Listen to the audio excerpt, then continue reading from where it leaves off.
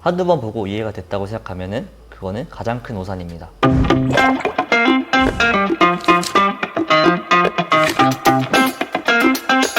안녕하세요. 저는 대구가톨릭대학교 약학과에 2, 3학번으로 재학하고 있는 이윤승이라고 합니다. 저는 공부를 깨진 물컵에 물을 붓는 과정이라고 표현하고 싶습니다. 깨진 물컵에 물을 가득 채우는 방법은 간단합니다. 물이 흘러나가는 만큼 계속 물을 부어주기만 하면 됩니다. 이렇게 물을 계속 부어주는 과정을 저는 반복학습이라고 표현하고 싶습니다. 한두 번 반복한다고 해서 절대로 여러분의 내용이 될 수 없습니다. 무조건 반복하는 과정을 거쳐야만 배운 내용을 자신의 것으로 이해할 수 있습니다. 저는 과목과 내용 가릴 것 없이 전 범위에서 반복학습을 진행했습니다. 예를 들어서 암기의 경우 대충 3개 정도의 단원을 기준으로 오늘은 1, 2, 3단원, 내일은 2, 3, 4단원, 그리고 내일 모레는 3, 4, 5단원 이런 식으로 반복을 진행했고요. 또 오답풀이로 예시를 들자면 별표를 친 문제를 많이 복습을 했는데 쉬운 문제 기준 최소 5번 이상을 반복을 진행했던 것 같습니다. 즉 평균적으로 3에서 5회 정도 반복을 진행했던 것 같은데 이는 쉬운 문제 기준입니다.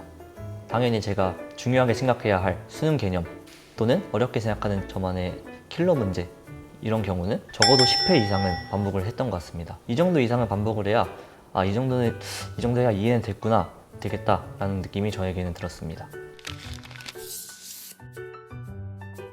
저는 반복 학습을 하면 할수록 그 문제에 대한 이해도가 더 올라갔다는 생각이 들면서 자신감도 붙었습니다. 실제로 내신 문제에서 그 어떤 변형 문제가 나오더라도 저는 그 문제에 대한 모든 풀이 과정을 반복 학습을 통해서 익힌 상태였기 때문에 아무리 어려운 문제가 나오더라도 저는 쉽게 맞춰낼 수 있었습니다.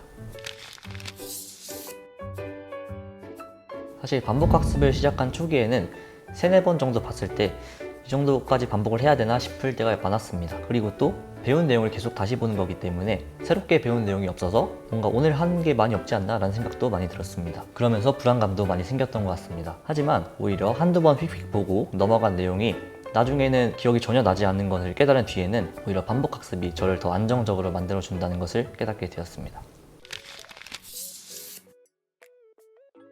저는 수학 공부를 가장 많이 했고 가장 좋아했었습니다. 수학 공부에서의 반복은 저에게는 오답풀이에서 반복을 진행했습니다. 풀다가 막힌 문제는 별표 한두 개, 그리고 풀다가 아예 모르겠다, 손도 못 댔다는 문제는 별표 3, 4개 이런 식으로 별표를 매겼습니다. 그리고 또 별표를 많이 매긴 문제 순서대로 오답을 진행했는데 오답을 하면서 당연히 그 문제에 대해 풀이에 대한 감도 못 잡았기 때문에 해설지를 많이 참고했습니다. 해설지를 보면서 그 문제 풀이를 쭉 쓴 다음에 여러 번 계속 반복해서 봤습니다. 그리고 그 다음날 백지에 그 풀이를 작성하려 했는데 그 풀이가 전혀 기억이 나지 않았습니다. 그래서 해설지를 다시 찾았습니다. 저는 이렇게 아무리 반복해도 문제 풀이가 생각이 나지 않아서 굉장히 저에게는 스트레스였습니다. 그러던 와중 저는 포기하지 않고 계속 반복해서 해설지를 봤습니다. 그 어느 날 저는 A4 용지에다가 그 문제 풀이를 저 스스로 적어봤는데 정말 소름 끼치게도 모든 문제풀이 과정이 술술 나왔습니다. 저는 그때 깨달았습니다. 반복학습이 정말 나에게 큰 도움이 되는구나, 나에게 성과를 주는구나 라는 걸 깨닫고 실제로 그 내신 공부, 수학 공부를 완벽하게 해서 저는 수학 시험을 전교 1등을 했습니다. 반복학습은 공부입니다. 즉 반복학습 이꼴 공부라고 생각하시면 될 것 같습니다. 반복학습은 저의 공부의 전부였습니다. 반복을 하지 않는 공부는 저에게는 공부가 아니었습니다. 그 정도로 저에게 반복학습은 굉장히 중요한 부분을 차지했다고 볼 수 있습니다. 반복학습은 한마디로 공부의 근본이라고 생각합니다. 제 생각에는 공부의 근본은 이해입니다. 또 이해의 근본은 반복이라고 생각합니다. 한두 번 보고 이해가 됐다고 생각하면은 그거는 가장 큰 오산입니다. 이해의 정의는 아무것도 모르는 상대에게 내가 배운 내용을 완벽하게 설명할 수 있는 정도라고 생각하는데 한두 번 보고는 절대로 이러한 경지에 오를 수 없습니다. 반복을 해야만 이해가 되고 이해가 되어야만 진정한 공부를 할 수 있습니다. 저는 수시 전형으로 대학교에 갔기 때문에 저에게 중요한 공부는 내신 공부였습니다. 내신 공부의 경우 모의고사나 수능 공부에 비해서 학교 선생님이 강조하시는 공부, 또 학원쌤이 알려주신 공부를 엄청 꼼꼼하게 하는 게 중요합니다. 제가 어느 정도로 꼼꼼하게 했냐면 수학 공부의 경우 도형 문제가 보이자마자 모든 문제풀이 과정이 저의 머리에 바로 떠올랐고 또 영어의 경우도 국어의 경우도 첫 지문, 첫 단어를 보자마자 그 지문의 모든 내용이 떠올랐습니다. 이 정도 지경에 올라서 저는 내신에서 아주 훌륭한 결과를 얻을 수 있었고 그 결과로 저는 원하는 대학에 수시 전형으로 합격할 수 있게 되었습니다.